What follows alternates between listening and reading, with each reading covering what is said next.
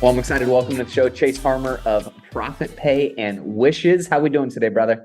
I'm doing well, man. Thanks for having me. I'm excited to be here.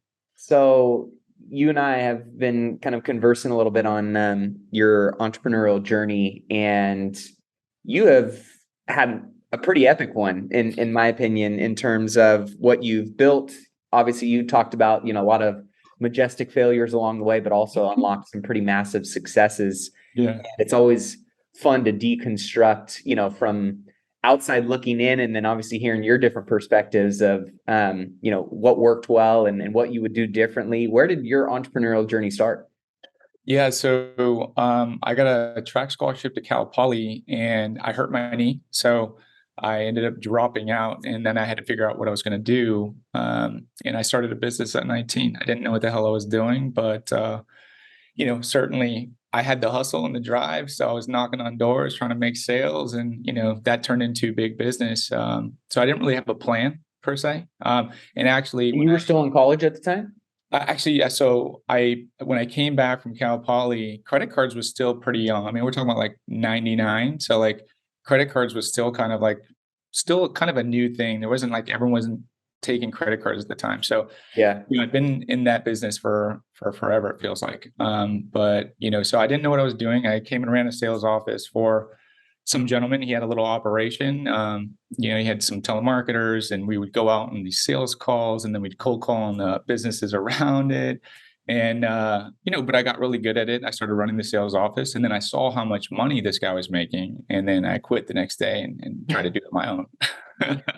You saw the path to profit, and you're like, I'm pretty much doing all this, right? When you're in Yeah. a sales position and you see that, sales is the lifeblood of any business, and you're the one who knew how to do it. Was that what gave you that confidence of stepping out and going Yeah, out? I mean, because the servicing capabilities of it. Credit cards is like once you set it up, it's like that old infomercial, set it and forget it. It's Yeah. kind of, you set it up, and then the residual income just starts going, right? So you can go on to the next one, go on to the next one. So my ability to go out there and just keep on producing ended up, allowing me to build a big portfolio. But that's really what all it was. It's just sales. It was the old Wild West credit cards. It's not like that today. You can't walk into a shop and cold call and and close a business. People are not very receptive to that these days. But back Yeah. in the 90s, it was still a thing.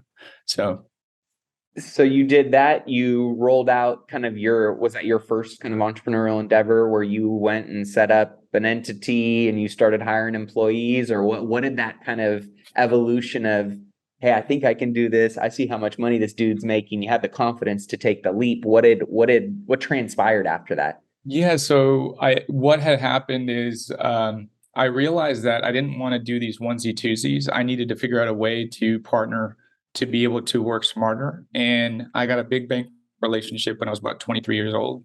And then I got at that time, gas stations was a pretty hot commodity.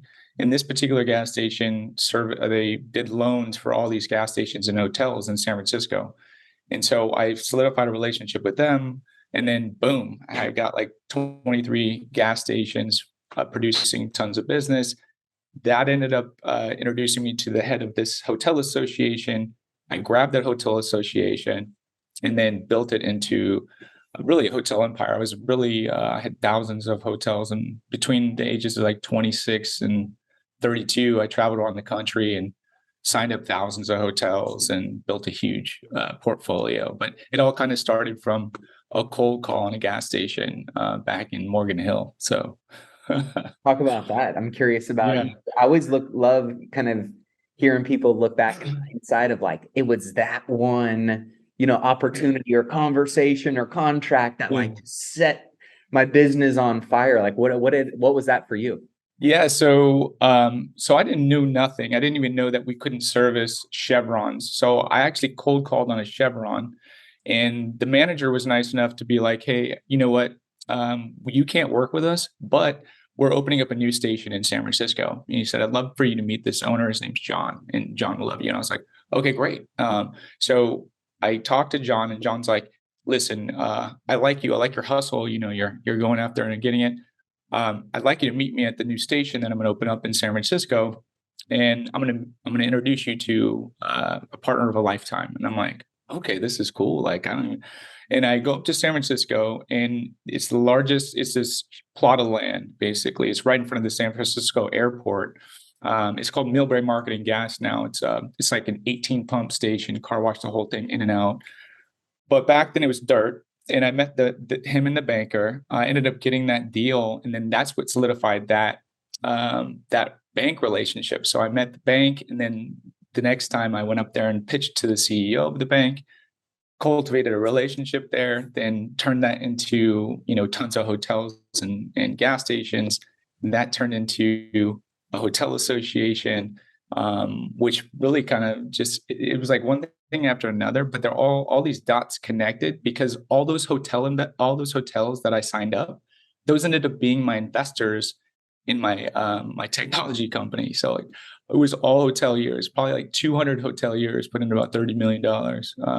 But it was all because of like these stepping stones all connected. It's kind of wild. Crazy. So what was your kind of lesson and takeaway looking back that you would share with other people from that one experience?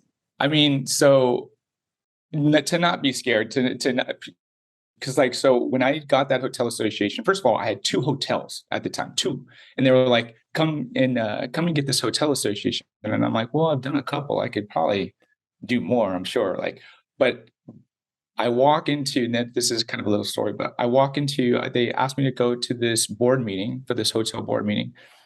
I had to fly to South Padre Island. Now I only had 1 suit to my name, and I go out there, this little white guy, come into this room. It's this massive Hilton. I walk into this Hilton, and I peek around the corner, and there's 80 hoteliers in there, 80 of them. And they're all in suits, they're all Indian, and they all have their arms crossed. And I'm like this white guy, I got the spiky hair, and and I like was so nervous that I'd go down to the bathroom and throw up, because I was so nervous. I was like, oh my God, these guys are gonna eat me alive. I don't even know what I'm doing, right?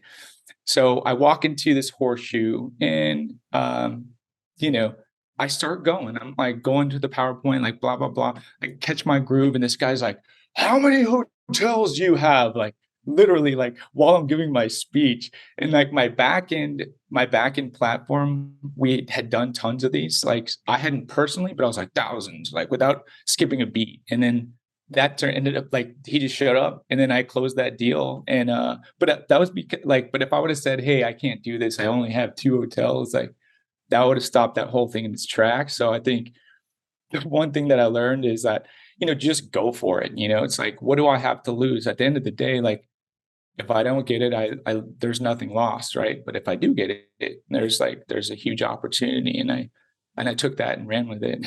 That's the door that got opened, and you walked through it. And obviously, yeah. What transpired after that? Like, what did that? Because I think a lot of people desire of kind of hitting that inflection point of like the hockey stick, right? But most businesses never really get there. Yeah. Like, how did you handle that and capitalize on that, knowing that you just locked in what seemed to be what you said, the deal or relationship of a lifetime? Well, I told my wife at the time, I was like, this is going to change your life. And she was like, get out of here, no one. But it really did. I mean, but I was still a one-man show, and I was doing all these thousands of hotels by myself, So I think, that inflection point, really what I realized, once I had thousands of hotels on the platform, we were making lots of money, but every single year they were calling me and then going, hey, I need to lower my rates. Hey, I need to lower my rates. And so I realized that I was just a commodity, and there was like no loyalty, right? They were going to switch at the flip of a hat, So I realized that I had to start building value in the ecosystem. So that's what I realized. I was like, okay, now I have all these clients. Now I have to keep them here and add more value. So that way, every single year, they're not asking me to lower their fees, and I can actually make more money, not actually less money every year, right? Because you have all these clients, but you're just making less. It's a race to zero. So that's when I started building technology in 2014, and that started a whole nother chapter of the saga. And what did that look like? Well, I had no tech experience. I have lots of ideas. So, and I'm not. So you're a visionary type of profile, totally. right?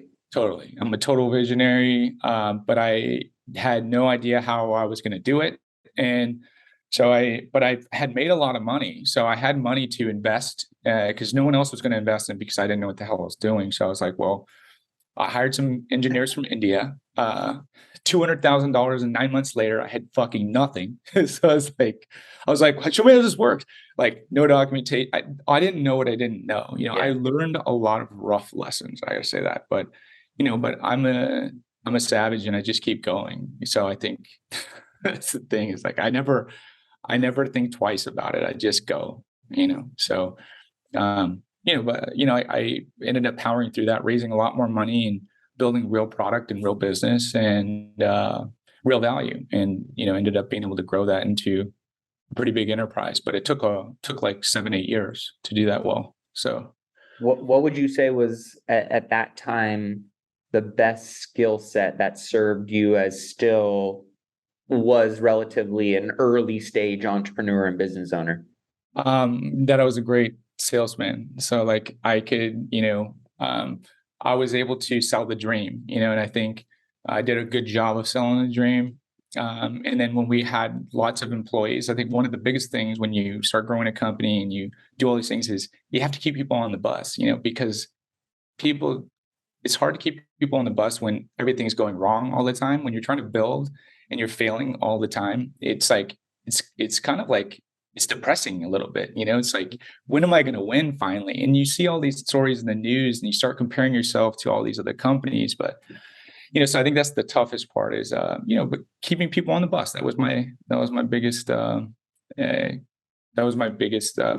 positive attribute that, kept me alive and And kept was us. that just continuously selling people on the vision, or were you doing? Well, no, I mean, there comes a certain point where you where you have to deliver, right? Yeah, for sure. It's like, but so, as long as you're making progress and, you're actually doing what you need to do to get there. I mean, it's impossible to, one thing that I do learn about building technologies, no matter how like short of a roadmap you think it's going to take, it's always takes like twice as long. So, it's tough to promise things and not be able to deliver, but eventually, we did deliver and, but just took a long time to get there. But now I know when to keep my mouth shut and when to actually sell the dream. I don't have to sell it as hard anymore. I think I tried real hard the first time. But that caused me some anxiety just because I put my foot in my mouth a lot.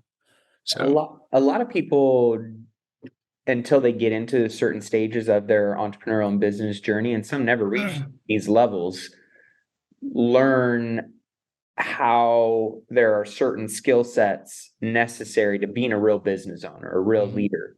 What would you say your evolution looked like in terms of what was most natural to you as a real business owner running a real business? And what were some of the areas that you really had to stretch and challenge yourself in to get to that next tier of leadership? sure. I think it's being a good CEO is something that you learn. I don't think anyone comes into the CEO role and with hundreds of employees and is like, oh, I mastered this. It's like, I was really good at doing me. Like, I built this whole entire hotel empire, just me, right? So I knew how to do all the things. Everything was up here, right? So translating this into other people was the most difficult task for me, and I sucked at it. I was really bad at it. So I think that's where I struggled the most. But that's what I learned when I started all these new ventures. Is I knew exactly what not to do, how to actually translate the vision so people understand it, and how to get everything out of my brain. Because at the end of the day, if you can't actually build the process, then you can't scale, right? And I was a one-man show for so long that translating that to hundreds of employees was really tough. Honestly, it was a tough learning lesson. We lost some good people, but we kept a lot of good ones. But that's the nature of the beast. Learning lessons is part of the deal. I don't think anyone's really born with that natural capability to just manage hundreds of people. Some people are, I guess, but that just wasn't mine. My natural. What do you think is the biggest lesson you learned that could be avoided by knowing what you know now? Um, well, I think if you're building, I mean, there's so many different lessons, but the biggest one is building process. The foundation is so important. You think about um, when you're a small company, you think, oh, mission, I don't need that. Vision, I don't need this. I don't need the Right. values. I don't need Yeah. this. I don't need all this infrastructure. Well, you don't when it's just you. But when you're trying to duplicate a process and you're trying to scale a big company, process is everything. If you don't have process, you're dead. And that's just facts. Like you can be a one-man show. You might be able to be a 5 to 10-person company, but you'll never have 100 employees and have success at scale if there's no process. And that was the biggest thing, learning how to build process and take steps back instead of take steps forward. Yeah, and that's hard for entrepreneurs that just are thinking forward, want to move fast, want to make the next sale. But like you said, right, you max out at some point and shit breaks. Yeah. You can't duplicate it, you can't scale, you can't plug other bodies into it. Mm-hmm. And so what did that look like for you? Because I hear this from a lot of people. I personally opt in and buy into that same thing. We weren't allowed to buy the second, and I wasn't allowed to scale the third hotel and the fourth without the processes that we have in place. Yeah. So I know what it's looked like for me. I'm curious for you, what do you say to the person that's like, I'm not a detail person, I'm not a process person, I'm a salesperson, Yeah. right? Which I think we can both relate to, but when Sure. you know what is a part of the success equation, the ingredients are the ingredients. So what Sure. does that process building plan look like for you as you started to really see scale and growth in the company? Yeah. So I think the biggest thing for us was, even onboarding new clients and then managing those relationships and then making sure that those clients were happy. Just there was a lot of broken pieces of that puzzle. In the first time that we actually went to market, we had so much traffic, but we just couldn't capitalize on all the new applications because our process was shit, right? So we were only capable of doing this. Like we had a slow, broken process, and it's okay if you had like 20 or 30 deals, but if you're trying to do like hundreds, it just didn't work. And then because everyone's scrambling to try to get these new apps in, nobody's looking at the back end, so nobody's managing the clients and making sure that they're happy, that they're up and going. So it was once we threw $60,000 in marketing and we got bombarded, we realized how broken we were. Yeah. Is what we found out real quick, and it ended up wasting capital, right? If you throw $60,000 on it and you get all these new fresh opportunities and you can't capitalize, it's just burned, it's gone, So Yeah. you waste money, and you eventually will die a slow death because you'll run out of capital if you don't get the process right.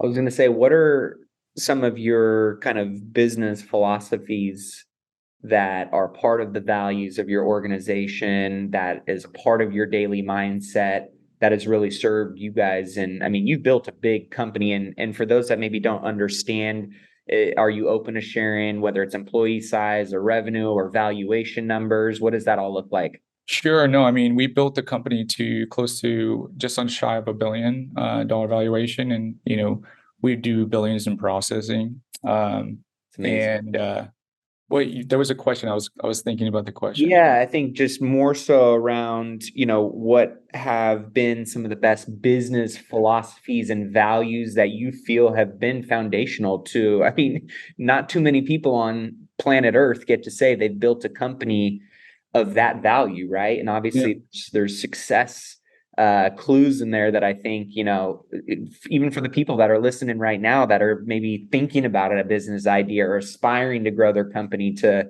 those levels, what has served you guys in terms of your vision, your values that have kind of been trickled down into the organization?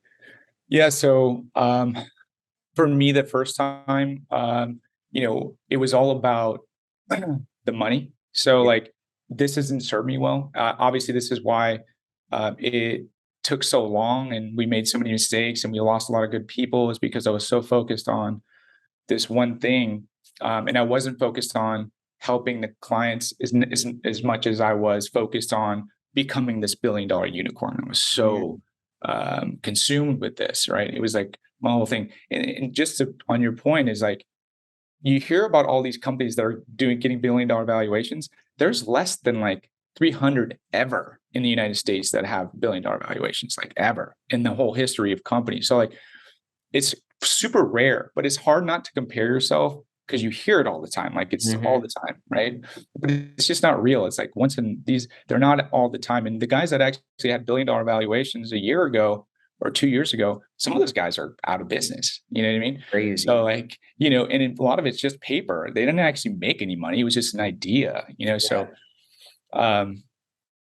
yeah. So, I mean, I think this time around, I'm more concentrated on the helping people. And like for Wishes, as an example, so I have a big B tattooed on my right forearm for billion because I was so obsessed with it. Like, Really? You were for like, billion. you were all in Yeah, on but see, that. like I got the 2.0. So this is B 2.0 right here, right? So I did the 2.0 is because we want to help a billion people, right? And that's the message on this new one. And it's serving us well. Like we have a great culture. Everyone's motivated by the same thing and everyone's thinking the same way.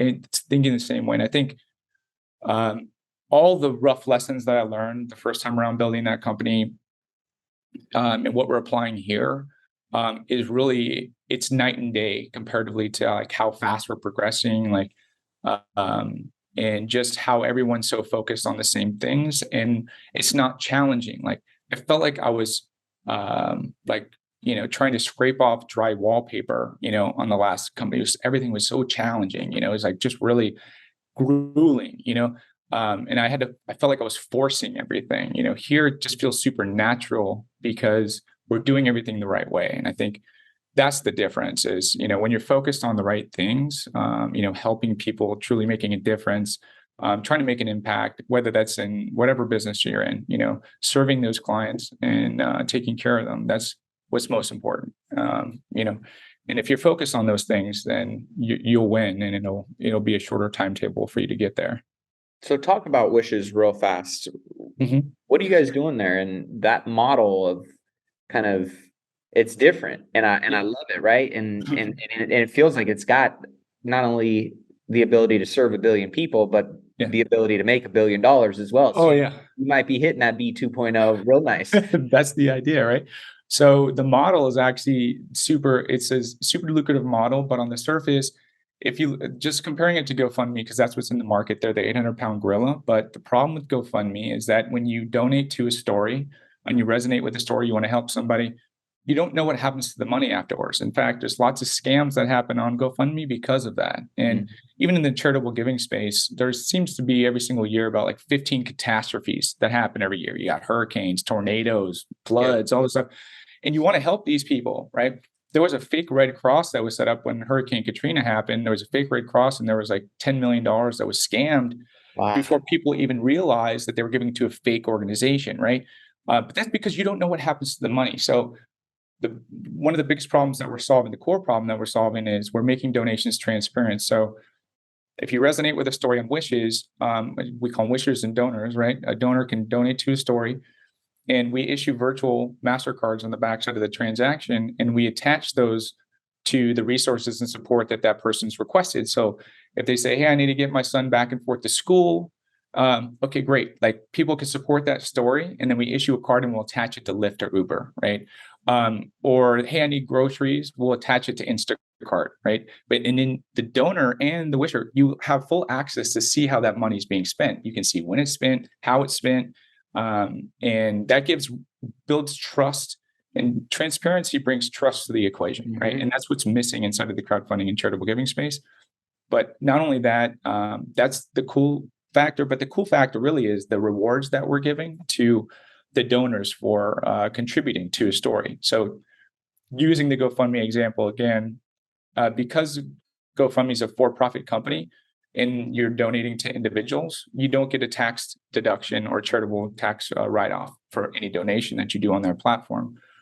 We have a very unique structure where we have a 501c public charity on top, when we have a bunch of corporations that are owned by the charity. And each of those corporations is specifically categorized for the bonus categories on anyone's credit card, whether you have an American Express, Visa, MasterCard. People bonus on categories like groceries, hotel, airfare. Yep. So you can actually hit those bonus categories in the front end and actually get the tax deduction, and actually the cards are issued specifically for that resources support. So if someone needs to fly out to Puerto Rico because there was a hurricane, you can actually help someone with a ticket, and we can put them on a plane on the back end and buy that airline ticket for them. So everything, there's an audit trail to everything, and the donors get the tax write-off in addition to earning 5 to 10 times rewards on their own credit card spend. It's amazing, dude. Pretty I cool. love that. It's such a cool kind of, it just checks all the boxes of contribution and impact. It's got a sexy, financial model behind it. It's very scalable, obviously, with the tech that you guys got engaged. How are you attacking building this differently than you have with previous businesses? So there's two kind of strategies that we're going after.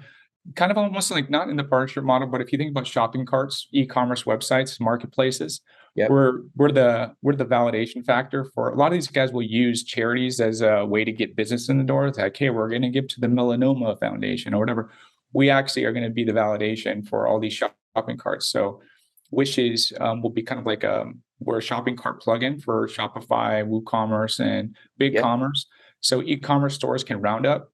They can round up to a charity, and we're basically that roundup mechanism, and we're the validation to make sure that all those funds go directly to the charity or the people that they're supporting. So that's part of it. And then the other one is just competing head to head with the GoFundMe model through traditional marketing methods and influencers and those types of things. And this is a kind of build to sell business plan?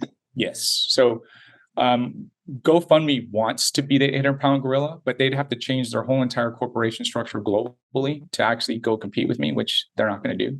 It's easier for them to just acquire me. So I'm building this to sell to one client.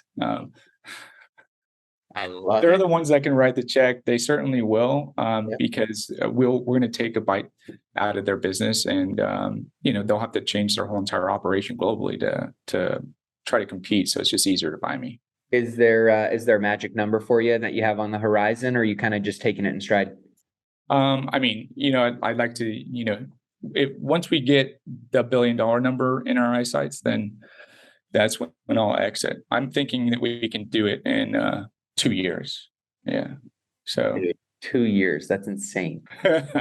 Well, we've already kind of built all the things, and then now it's just, putting some capital behind us to get in the market. I mean, the model is it's really good, and people resonate with it. They understand it. I mean, and they see the problems. I mean, everyone wants to feel the impact of their donation. Like, for it's sure. Great. Like, if I knew, I would like, what happens to the money? Where's them going? And there's a lot of charities out there that have a lot of overhead, right? They have building costs, all these things. So you don't know if you're donating $1,000, like, is it going to help someone, or is it going to a building? Who knows, right? So, but now as you continue to have massive financial success, let's assume you're going to crush it, hit that B-boy in 2 years time.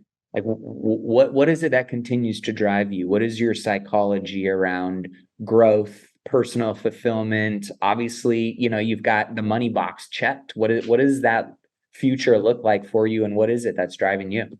I mean, I'm a creator, right? So like, there's always going to be something new, and now I'll never be able to sit still. So for me, it's not the money. I mean, all I want is the ability to just do whatever I want when I want. And, when I have that capability, like, having X amount of money in the bank or whatever doesn't really matter to me. It's more about being able to do what I want when I want. I live a pretty simple life, but I'm a creator, like, I think what keeps me going is new things, right? So that's why I have to have a 2-year exit too, because like doing anything longer. ProfitPay was like 8 years, man. I was like, you're like, get out of here. Like, oh yeah, it's like too long, man. So So what are you spending your money on right now? I'm spending my money basically building this new platform, and kind of just I'm pretty simple. I don't spend that much money. Oh, it's like an investment. donate. I do like in the crypto space. I'm pretty heavy into a lot of cryptocurrency. I've been doing that for a very long time. Um, and How has that kind of panned out for you in terms of the overall macro timeline you've been in it for? Well, I look at any investments that I do, whether that's, in the stock market or in cryptocurrency, it's something that I believe in long term. So I'm not a day trader, and I don't pretend to be. So like I look at the long term play. Like the crypto market, it's kind of like it's all over the place. Like if you were to sit there and try to day trade, I might kill myself. Like seriously, I can't do it. So, Yeah. so to me, it's more like, hey, it goes up, down, up, down, up, down. In the next 5, 6 years, this is where I think it's going to be. So, I don't look at it because if I did, my hair would all be gray. So it's something that I believe in long term. Like it's easy to bet on Amazon, right? It's easy to bet on Amazon because I just know that no matter what, they're going to keep getting bigger. It's like it's an easy bet, right? So in the stock market, I try to bet on things that I believe in and I use. Yep. If I'm using it and I think that's a great product, then I'll bet on that, So you're a long-term investor. You're not necessarily getting in, getting out of the market. Yeah. Most of your, what would you say, kind of your pie chart of assets and wealth is going and allocated toward the business, stocks, real estate, crypto? What is kind of your chart? I'm fairly risky. So like Nice. I'll bet like on a lot of there's startups and things like that I'll believe in that I think I can contribute to. And I have a lot of investments into startup companies. Then I also the crypto holdings is pretty significant. That's a big, huge chunk of it. And as a payments guy, I just believe in the long term. That's where everything's going. Now it's just a great time to get in because I think later you almost miss the boat a little bit. It's like buying Amazon at like $2 when it's like 3,000 or whatever now. So Yep. that's kind of and all the rest of it, I just kind of parlay it into opportunities that come my way. So there's always, I did a lot of secondary market share investing too. So we did pre-IPO for Facebook, Lyft, like a bunch of other companies where we just do chunks of money into a pre-IPO that we think is going to be hitters. And luckily for me, they all kind of worked out, and I've done pretty well there. Pre-IPOs are, I don't want to say they're tough to lose at. Well, that's not true. So like the Facebook one, so like I basically, and I worked these contracts pretty magically. So we got like a bunch of investors and then I cut myself into shares. So I got like 5,000 shares of Facebook for free Nice. when I did this stuff. Because you kind of pulled in and brought some other capital. Yeah, exactly. I pulled in like 9 mil, and then I'm doing that on one right now on a pre-IPO for a green coffee company. My buddies that own that company. Okay, cool. So similar. Yeah, no, totally. I mean, they're once you've done one of these, they're all the same kind of, so you're buying it from a previous shareholder or whatever that wants to get out and cash his chips in. So, but yeah, Facebook, what like, everyone's like, dude, what the fuck, Chase? Like, you got me into this Facebook thing. And I was like, it'll be there long term, I swear to God, but it went to like, it went down to like $13. And then finally, like a year and a half later, like started spitting out into the hundreds, but like everyone was giving me shit for forever on that one until it finally started turning around. So you never know. Like, but again, long term, right? I knew Facebook was going to win eventually, but like definitely didn't happen overnight for sure. Yeah, you only lose when you sell, man. You lose, That's right. Exactly. That's the psychological challenge for most people, right? Is they're just not playing long term. Wealth is made in the crock pot, not the microwave. So you really got to give it the time it needs for all those ingredients to kind of fuse together to create that dish of wealth that you're looking for. That's true. What's something that you spent money on along the way that early on thought would bring you a lot of value or joy that really was somewhat empty? Watches. So I got a lot of watches, the only watches that hold their value are like Rolexes. That's pretty much it. And I learned that the hard way. I bought very expensive Breitlings and Hublots and super empty because when you realize like how much the resale value is later, it's like you buy it for 30,000. People are offering you 10 grand, you're like, dude, what in the world? So like, I was pretty empty. I had a huge watch collection. but I felt like a big idiot later because they were not worth what I paid for them. Well, the only ones that were worth anything were the Rolexes. I mean, not anything, but like these guys, terrible investment watches. What's been on the other side? What's been something you've put money into that has just over exceeded your expectations and you're glad you put money into it? Yeah. So I basically did, so there was a startup. Well, I did this big deal, this payments deal, and then these guys were looking for capital, and he was a ex-founder of another company, and I was like, listen, I'll invest in this company, but you give me founder shares of this other company because it was already valued at like $500 million, right? And he gave me founder shares at that the $50 million valuation, and I put $50,000 in, right, of that one, and I put 1550. It ended up putting like 300 total and all these things, but $50,000. They went into a SPAC deal and got acquired for $1 billion, right? And on the NASDAQ, and that 50,000 was worth like 2.5 million, dude. Baller. Yeah, dude. So tight. And okay, so talk about that, right? Because like sometimes people, you just get lucky. That was luck. But you weren't necessarily lucky because you took the risk and you got involved in some capacity, right? So like, yeah. Well, go ahead. If I would have just invested in the new one, that would have been way more risky. But I was like, listen, I'll invest in this one, but give me of this one that's already kind of a lock, right? But we didn't know how much it was going to scale. But at that time, it was worth, Morgan Stanley had valued it at about like $500 million, and it was still private, right? But I was able to lock in shares at a $50 million valuation. I was like, give me the founder shares, got founder shares. And then boom, they got acquired on a SPAC on the NASDAQ, and just like last January. And it was when they went live on the NASDAQ, it was $1.1 billion valuation. So crazy. I was like, yes, that's silly money right there. But that's the beauty of, I mean, that's cool. I tell people I'm just dumb enough to believe in myself and smart enough to take action on what I believe in. Totally. And I mean, half of my, net worth has been just by being an idiot and getting involved and taking a risk and it working out in my favor, right? Like I think I bought my first 2 rentals in Sacramento for like 70 grand. I still own those 2 rentals and they're worth like 500 now. And it's like, I wasn't smart. I didn't do anything to make that 500. Timing is part of it, Big time. And then being able to just capitalize on those opportunities when they come in front of your face, because lots of people will be like, I can't do it. It's like, forgive my phrase, but I'm balls deep on all this stuff, man. I'm just like, go, you know what I mean? Like I'll sacrifice short term for what I believe in, and I'll take the heat. I love it. So talking about sacrifice, obviously a lot of sacrifice goes into success. I know you talked about your son and how important he is to you.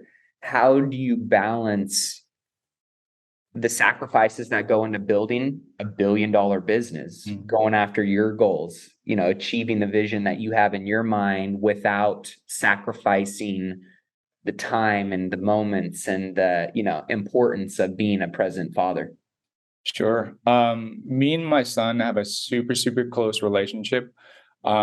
When I moved the business over to Nevada, I was basically in Nevada, and I hadn't gone like a few weeks without seeing him, but I was out there for months, and it was like breaking my heart, it was like really emotional for me. Yeah. But I hadn't seen him for 3 months, and then I flew him out to see me. And he got off the plane and he just like saw me and he started crying. And I was like, oh my God, like broke my heart, So that was tough. That was tough for me. I'm not the greatest at balancing. I was terrible at it. It's like, I kept telling myself that, oh, it's just for this time period. It's just for this time period. Yeah. That time period just like never ends, dude. You know what I mean? So like, you do have to take that time eventually. Like, I just like shit. Because I just felt like I was missing his life, So when I came, when I got a place back down here in Los Gatos and go back and forth, I was coaching his football team. I'm just making up for lost time. Now I just like never leave aside, but I'm like, oh, now I'm overdoing it. I'm like, I need a life. Yeah. But so like I'm like all in, like too much, extreme, so it's like both ways, so like I'm the worst at that shit. I'm either, I'm too much, too little, like, I feel like there's a happy medium somewhere. Like one day I'll figure out what that is. But Maybe.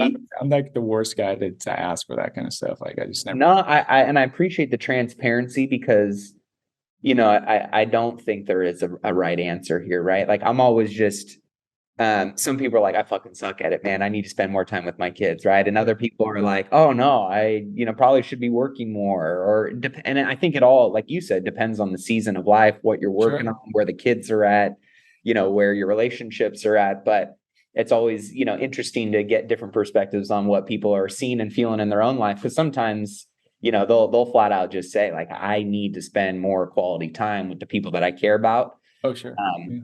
But at the same time, that comes with the price of taking some of the people that I've interviewed that are billionaires or are, Yeah. decamillionaires. Oftentimes it comes at a price, right? Of like being so overly obsessed with what you're doing, what you're building, what problem you're solving, that there's carnage, sometimes behind that trail. But I think it's the people who are most aware try and be as cognizant of what that impact is and has on the other people around them. And they either live with it, right, or they don't. But it's always interesting to see how people model in balance into their life with going after some big shit like you're going after. If you're not obsessed, like, it's not going to happen. You know what I mean? You honestly like have to be obsessed to make stuff happen on a big scale. There's a time and place, and there's got to be a point where you're like, you draw back, the curtain a little bit and figure out like what's most important. But because honestly, like, it's easy to keep telling, I'm not there yet, I'm not there yet, I'm not there yet. That shit will go on forever, So, you have to have an idea of what success actually looks like, which is what I never really had that in my mind. I was just never there. Yeah. If your son listened to this podcast in 5 or 10 years, what's something that you would want him to know as you're building what you're building? That I'm doing it all for him. I want him to be proud of me, and I want him to be proud of what I accomplished, and that anything's possible, and to never give up on your dreams, no matter how fucked up shit gets. That just, as long as you believe in yourself, anything's possible. And I think that's the message is, you're capable of anything as long as you don't give up. I love that. Speaking of how fucked up shit is right now, what are your thoughts on where we're heading over the next 12 months? And, what are you kind of doing on the personal side to, protect what you've built, and what are you, thinking about, and, maybe getting a little bit excited about of what opportunities might be out there? Well, so, I mean, this is, again, I think, this kind of environment breeds opportunity for the right things. And that's why I think Wishes is a great platform for that, because the haves and the have-nots, the gap's going to continue to widen, and it's going to get worse, because the people that have money are going to be okay during this recession, but the people that don't are going to be really struggling. And with inflation and all these things, and 2023 going down this shit, is going to be tough on a lot of people. So I feel like there's an opportunity for a platform like ours to really help a lot of people, and there's going to be more people that need help. So I think platforms that are able to kind of speak to that in different ways, just like in 2008, like Venmo was created in 2008, and like boom, it's just kind of this market. It breeds opportunity, but it also breeds like a lot of terrible shit too. So yeah. I'm excited about what we're doing, because I just think that there's going to be a lot more people that need help. So, right place, right time, and right product, and just focus on the mission, and everything else will take care of itself. Well, Chase, brother, it's been a pleasure getting some time with you today, man. I mean, your story is crazy, inspiring, and the work that you're doing is absolutely impactful. And I'm excited to see what you guys continue to roll out. I'm gonna be keeping tabs on that Billy valuation in 2 years. 2.0, baby. 2.0. I love it. And for those that want to follow along on the journey, they want to check out, all the great stuff that you've built. Where's the best place for them to connect with you and your content? Yeah, I mean, the best place that I'm on LinkedIn, social media, or Twitter. Those places you can always find me, and profitpay.com or wishes.inc. Come check it out. We're launching at the end of November, so right around the corner. Thanks for coming on the show, man. Absolutely, thank you.